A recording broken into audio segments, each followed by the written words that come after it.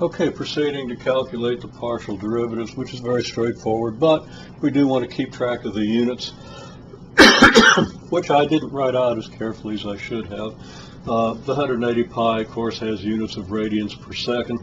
That's the 90 cycles per second multiplied by the 2 pi radians per cycle. We have a unit of meter here.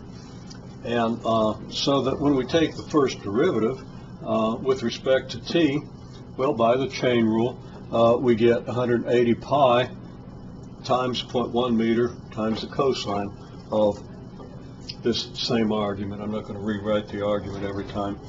The units of 180 pi come along. The 180 pi radians per second multiplied by the meter here, we get 18 pi meters times radians per second times the cosine of all this stuff.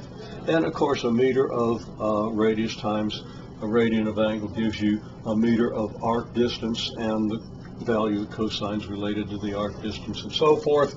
But the point is that a meter times a radian will be expressed as a meter. So we have meters per second here. So that partial y with respect to t actually gives us a velocity.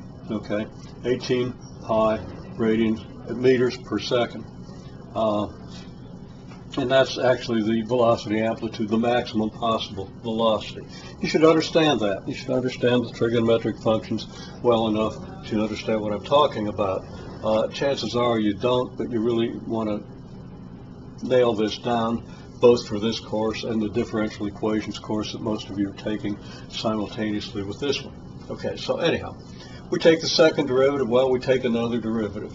Derivative of the cosine gives us a negative sine, and we get another factor of 180 pi radians per second out of this, and that gives us meters times radians squared over seconds squared, and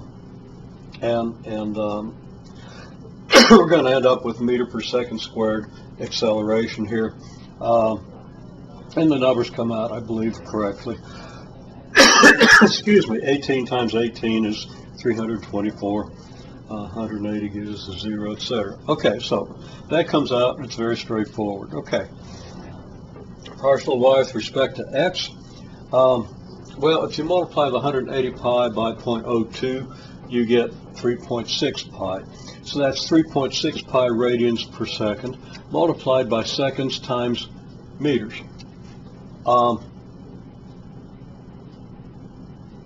And I don't think we want the meters on there because the x is going to be measured in meters. So that it's actually seconds per meter. Yeah, okay, never mind. Seconds per meter, so multiplied by meters, we get seconds, etc. So taking the derivative of that 3.6, the x, it's going to have a negative 3.6 radians per meter. That's going to be the unit, and multiplying that by the 0.1, we get the negative 0.36 pi radians per meter times the cosine. And then taking another derivative, we're going to get another 3.6 radians per meter, giving us radians squared per meter squared, multiplied by the meter. It's meters times radians per meter, meters times radians squared per meter squared, because of the 0.1 meter coefficient here.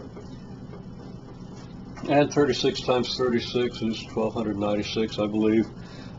Getting the decimals in the right point, we get this.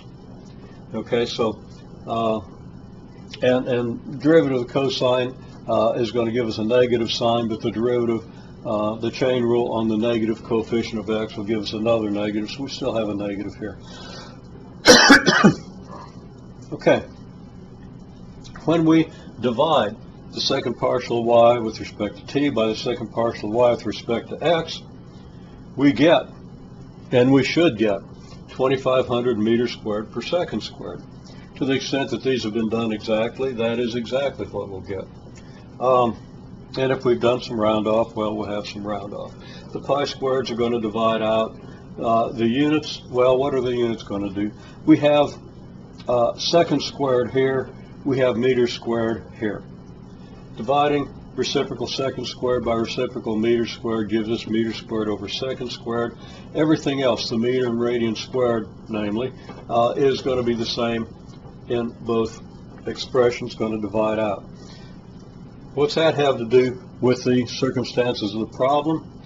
You should think about that, but that's just the square of the propagation velocity. So that this ratio of these two second partial derivatives is the square of the velocity.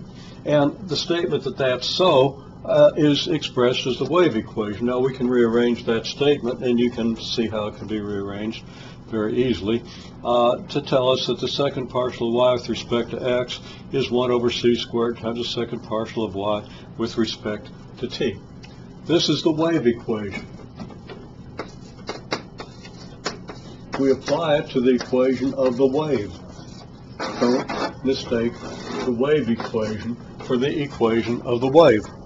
That would be a serious error on certain problems that are likely to occur on the test.